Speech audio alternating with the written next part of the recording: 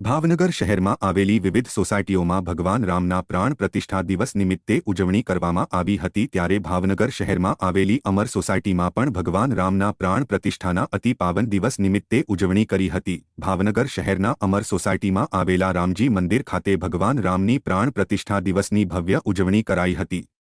રંગોળી કરીને મહાઆરતી કરવામાં આવી હતી। મોટી સંખ્યામાં આરતીનો લાભ લીધો હતો અને લોકોએ ભગવાન શ્રી રામના દર્શન કરી ભારે ઉત્સાહથી પ્રાણ પ્રતિષ્ઠા દિવસની ઉજવણી કરી હતી।